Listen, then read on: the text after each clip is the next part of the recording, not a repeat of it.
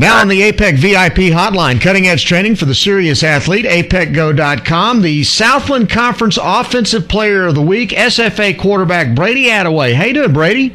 I'm doing good. Hey, congratulations on a great start against Southwestern Oklahoma. 21 passes completed for 354 yards and 3 touchdowns. Talk a little bit about the ball game. We just went out there and tried to execute our plays, and we executed well, and the turnout was great. Obviously, you must have had a lot of fun out there, huh? Oh, anytime you can go out and put numbers like that, it's a great time. Well, tell me a little bit about the difference in you as a quarterback now from when you were starting last year for the first time as a sophomore, and how much you've grown. I think I've gained a lot of confidence from last year, and just coming through the spring with a new offensive coordinator, Coach Olin. He's really taught me a lot since he's been here, and Jeremy Moses is here now, and he's really helping out a lot. And I'm just starting to make real smart decisions, and it's really paying off. I always hear people talking about the game slowing down. Do you notice that as a quarterback? From last year and this year, I have so far, and I think that's really helping me making quicker reads and quicker decisions. What do you see when we're talking about the game slowing down? Kind of give me an example of what it is out there that you see that's different now than what it was last year. Well, I guess you could say it's slowing down, but I think I'm processing faster, which makes it seem like it slowed down. Mm-hmm. So it's just getting to that first read, and once you're done with that, you go to that second read, and it's just happening quicker now. That offense seems to be tailor-made for a quarterback. Kind of talk about how much control you have in the offense. I mean, is it all predetermined, or give me an example of just how much responsibility you have as the quarterback?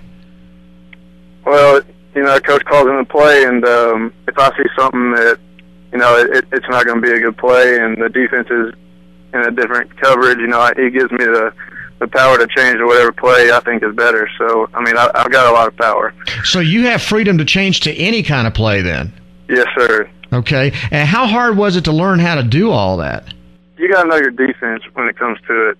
If you don't know your defense, you're not going to be able to check out that play and get into a better play. So you really got to watch a lot of film and get all that down. How much film do you think, or how many hours do you spend in the film room per week, let's say? Ooh, I'd say about 2 to 3 hours a day. So, a day? Yeah. We meet as a group, and then, I watch it on my own also. And so when I sit down and watch it, I'm just watching somebody hitting a clicker over and over and over again. I have no idea what I'm looking at. What are you looking at? I basically look at the secondary, and see how they move, and there's certain things that you can see what covers are going to be in, and when the linebackers are going to blitz. So that's mainly what I watch. If you're spending 3 hours a day in the film room, and I'm guessing, a couple hours a day in practice, right. When do you have time to go to school, and when do you have time to study? I do all that at night, and then, go to class in the middle of the day, and, there's a lot more time to do that than you think. You just got to be a real good time manager, right? Right, and then I'm guessing there's a girlfriend that you got to work in there somewhere, right?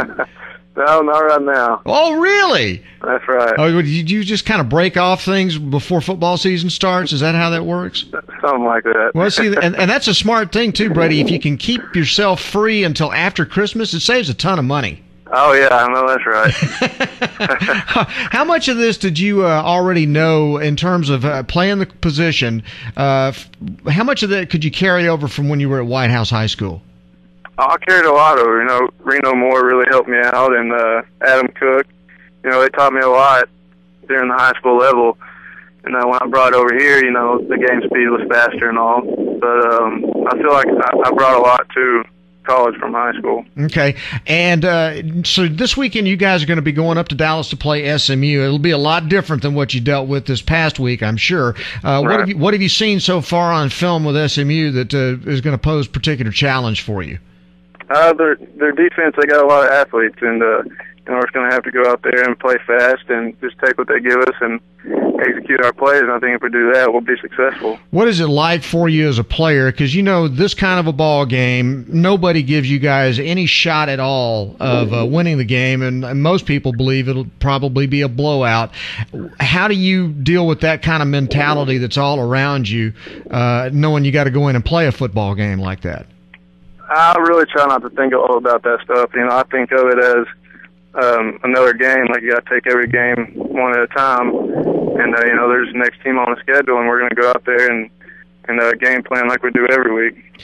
And then you're dealing with a team that June Jones coaches, and he likes to throw it all over the field and score a ton of points. So does that make you feel any added pressure to keep up on the scoreboard, Oh, not really. I got a lot of faith in our defense that they're going to get stops, and whenever they get turnovers, we got to come out and push the ball quick and make up for their turnover. Mm-hmm. I talked to Coach Harper last week. You guys got off to what, a 1-6 or an 0-6 start last year?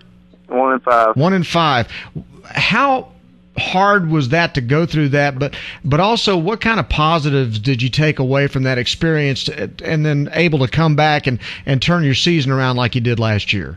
Yeah, that 1-5 start was very difficult, and it helped me out that everybody was still keeping me positive and telling me that next week's gonna be different. Just go out there and do what you know how to do, and I think that really helped me stay positive and just really helped me in that second part of the season. And then I'm guessing the carryover of the winning streak, was it 5 in a row there at the end of the season? That had to be huge for you guys. Yes, sir. I think as a team we really all came together and worked together defensively and offensively. So once you do that, you're going to win some ball games. So what's the confidence level of your football team right now about the not necessarily with SMU, but the overall season? Overall, it's very high right now. We're loving what we're doing, and what we're doing is working. And we think that throughout the season we're gonna be successful with what we're doing. And you mentioned Dick Olin, who was, believe it or not, back when I worked at SFA and the Nacogdoches area back in the 80s, was an assistant coach at Lufkin High School for a short amount of time, and then went on to have a huge career down in the Houston area coaching high school football. What's he brought to the game? He's brought back a lot of stuff that we did back in the day with when Coach Dawson was here.